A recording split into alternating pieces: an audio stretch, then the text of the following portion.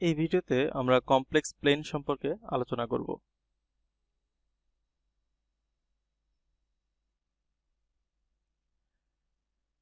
A complex number z is equal to x plus iy is uniquely determined by an ordered pair of real numbers. First bracket দিয়ে x, y। তো আমরা জানি যে ordered pair আসলে দেখতে এরকম। তো the first and second entries of the ordered pairs correspond with the real and imaginary part of the complex number.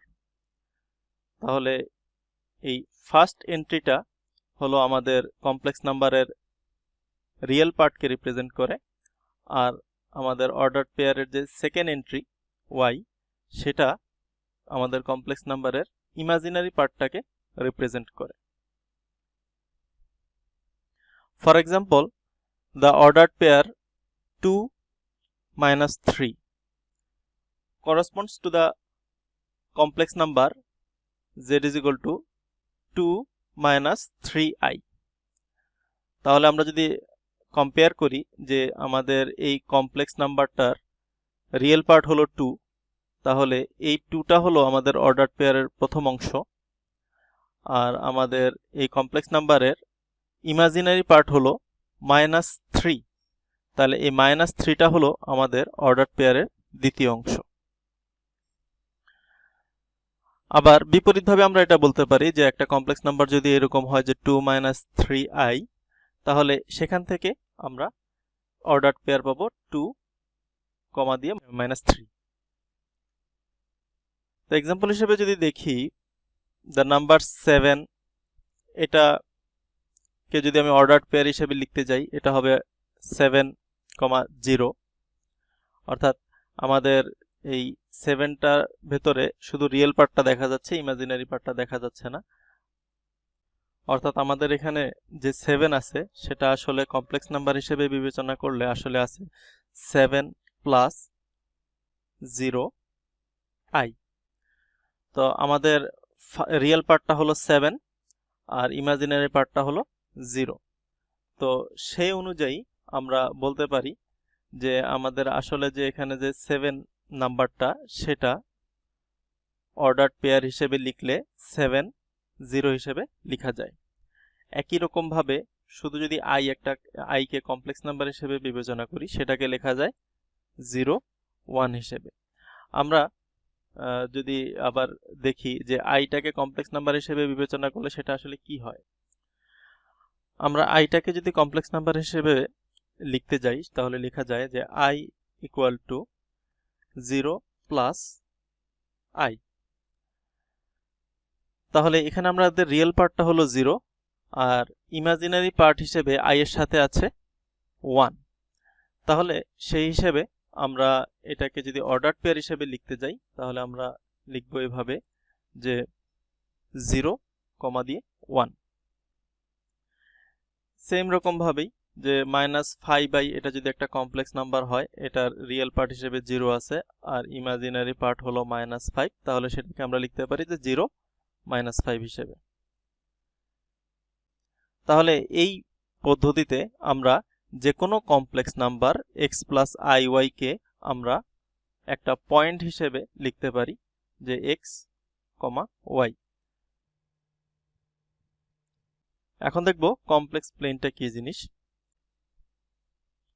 Because of the correspondence between a complex number z is equal to x plus iy and one and only point xy, আমাদের যে কোনো একটা complex number দিয়ে আমরা শুধুমাত্র এক ধরনেরই xy পাবো, এটা ইউনিক হবে। আলাদা আলাদা কমপ্লেক্স নাম্বারের জন্য এই পয়েন্টগুলো আলাদা আলাদা হবে। তাহলে in a coordinate plane we shall use the term complex number and point interchangeably, অর্থাৎ কোথাও কোথাও শুধুমাত্র কমপ্লেক্স নাম্বার বলা হবে, কোথাও কোথাও কমপ্লেক্স নাম্বারকে শুধুমাত্র পয়েন্ট হিসেবে ইন্ডিকেট করা হবে। আমাদের ধরে নিতে হবে যে এটা একটা complex number. The coordinate plane illustrated in figure 1.1 is called the complex plane. আমাদের এখানে যে চিত্রে যেটা দেখতে পাচ্ছি আমরা, সেটাকে বলতেছে complex plane or simply z plane. The horizontal or x-axis is called the real axis.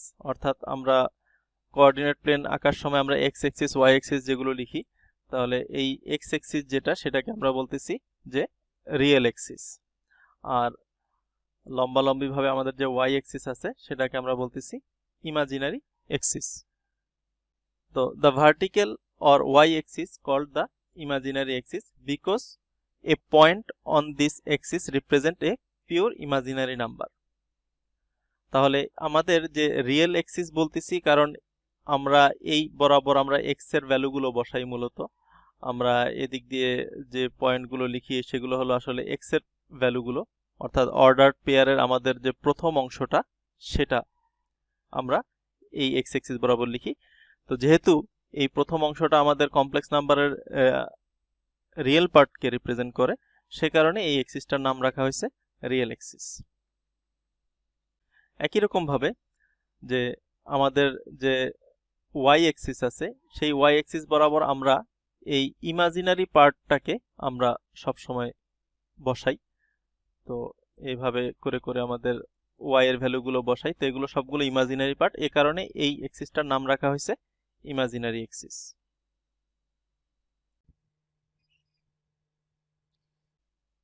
এখন দেখি vectors. The numbers in an ordered pair of real numbers can be interpreted as the components of a vector. তো একই রকম ভাবে যে a complex number z is equal to x plus iy can also be viewed as a two-dimensional position vector. তাহলে এই complex number x plus iy কে আমরা vector হিসেবে বিবেচনা করতে পারি, সেটা হবে two-dimensional position vector. That is a vector whose initial point is the origin and whose terminal point is the point xy. তো xy টা আমরা একটু আগে দেখছি যে কমপ্লেক্স নাম্বার থেকে কিভাবে অর্ডার্ড পেয়ার হিসেবে আমরা কোঅর্ডিনেট প্লেনের ভিতরে xy পয়েন্টটা পাই। আর অরিজিন বলতে আমাদের 0 0 যে পয়েন্টটা, যে মূল বিন্দু বলি, সেটাকে বোঝাচ্ছি। তাহলে এখানে চিত্রে দেয়া আছে ফিগার 1.2 তে this vector interpretation prompts us to define the length of the vector as the distance root over of x square plus y square from the origin to the point xy. তাহলে আমরা যদি দেখি যে z is equal to x plus iy যদি একটা complex number হয়, সেখান থেকে আমরা বলতে পারি যে xy হলো একটা কোঅর্ডিনেট পয়েন্ট। সে পয়েন্ট অনুযায়ী যদি আমরা পয়েন্টটাকে বসাই, তাহলে এটাকে এই কমপ্লেক্স নাম্বারটাকে এই পয়েন্ট দিয়ে রিপ্রেজেন্ট করা যায়। এখন আমরা ভেক্টর বলতেছি কাকে, যে একটা ভেক্টর আমরা জানি ভেক্টরের ডিরেকশন থাকে এবং ভ্যালু থাকে। তো ডিরেকশনটা হলো যে এই অরিজিন থেকে এই পয়েন্ট বরাবর, আমরা এখানে দেখতেছি একটা তীর চিহ্ন দেওয়া আছে, এটা হলো আমাদের মূলত ভেক্টরের ডিরেকশন, অরিজিন থেকে এই পয়েন্ট বরাবর। আর এই ভেক্টরের এটা হলো ডিরেকশন, আর ভ্যালুটা কি হবে, যে ভ্যালুটা হবে এই অরিজিন থেকে আমাদের এই পয়েন্ট বরাবর যে দূরত্বটা আছে সেই দূরত্বটা হলো এই ভেক্টরের value.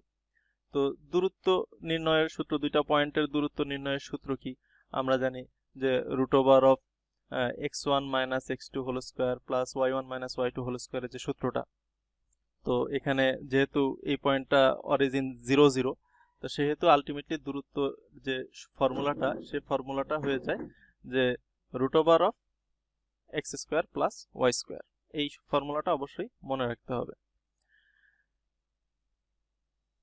This length is given a special name. এই লেন্থটার একটা আলাদা স্পেশাল নেম আছে, সেটাকে বলা হয় মডুলাস। তাহলে আমরা মডুলাসের ডেফিনিশন হিসেবে মডুলাসটা কি জিনিস সেটা দেখি। The modulus of a complex number z is equal to x plus iy is the real number. মডুলাসের চিহ্ন হলো z এর দুই পাশে লম্বা করে মডুলাসের চিহ্ন দেওয়া হয় দুইটা দাগ দিয়ে। তো modulus of z is equal to হবে root over of x square plus y square. তাহলে এটা যদি আমাদের কমপ্লেক্স নাম্বার হয়, আমরা দেখি যদি যে x হলো আমাদের রিয়েল পার্ট আর y হলো আমাদের ইমাজিনারি পার্ট, তাহলে রুট ওভার অফ এই রিয়েল পার্টের উপর স্কোয়ার প্লাস ইমাজিনারি পার্টের উপর স্কোয়ার। আর মডুলাসটা তাহলে আমাদের কি বোঝাচ্ছে, যে মডুলাস দিয়ে আসলে আমরা, এটা তো ফর্মুলা মডুলাসের, তো মডুলাসটা দিয়ে আসলে বোঝাচ্ছে যে আমরা এই কমপ্লেক্স নাম্বারটাকে যদি আমরা পয়েন্ট হিসেবে কোঅর্ডিনেট প্লেনে বসাই বা জেড প্লেনে বসাই, তাহলে এই মডুলাস অফ জেড দিয়ে আসলে বোঝায় যে এই মূল বিন্দু থেকে এই পয়েন্টটার দূরত্ব কত। তাহলে মূল বিন্দু থেকে এই পয়েন্টটার যে দূরত্বটা, যে লেন্থটা, সেটাকেই আসলে আমরা মডুলাস হিসেবে বিবেচনা করি। তাহলে কোনো কমপ্লেক্স নাম্বারের মডুলাস বের করা মানে হলো যে সেই কমপ্লেক্স নাম্বারটা মূল বিন্দু থেকে কমপ্লেক্স প্লেনের ভিতরে কতটুকু দূরে আছে সেটা ক্যালকুলেশন করা। তাহলে the modulus of A complex number z is also called the absolute value of z। তাহলে মডুলাসকে আমরা অ্যাবসোলিউট ভ্যালু অফ z হিসেবেও বিবেচনা করতে পারি। আমরা জানি যে অ্যাবসোলিউট ভ্যালুর সময় আমরা এই সেম একই চিহ্নই ব্যবহার করি। তো এক্সাম্পল দেখি মডুলাসের, যে z is equal to 2 minus 3i দেয়া আছে। তো এটাকে যদি আমি z is equal to x plus iy এর সাথে কম্পেয়ার করি, তাহলে আমরা দেখব যে রিয়েল পার্ট সমান সমান x সমান সমান 2 আছে, আর ইমাজিনারি পার্ট y সমান সমান আছে -3। তাহলে মডুলাসের যে ফর্মুলাটা একটু আগে আমরা দেখলাম, যে modulus of z is equal to root over of x square plus y square. তাহলে x এর জায়গায় 2 বসিয়ে দিব আর y এর জায়গায় -3 বসিয়ে দিব, তাহলে আলটিমেটলি রেজাল্ট থাকবে রুট ওভার অফ 13। তাহলে modulus of z is equal two আসলো রুট ওভার অফ 13। তাহলে রুট ওভার অফ 13টা হলো আমাদের এই পয়েন্টটা থেকে অরিজিন অর্থাৎ মূল বিন্দুর দূরত্ব। আরেকটা দেখি যে z is equal to -9i। তো এটাকে যদি আমি আবার z is equal to x plus iy এর সাথে কম্পেয়ার করি, x হলো রিয়েল পার্ট, তাহলে রিয়েল পার্ট সমান সমান আমাদের 0 আছে, আর y হলো ইমাজিনারি পার্ট, সেটা সমান সমান আমাদের আছে -9। একই রকম ভাবে ফর্মুলা অ্যাপ্লাই করব মডুলাসের, অ্যাপ্লাই করলে লাস্ট পর্যন্ত রেজাল্ট আসে 9। তাহলে আশা করি মডুলাস বের করতে কারো সমস্যা হবে না।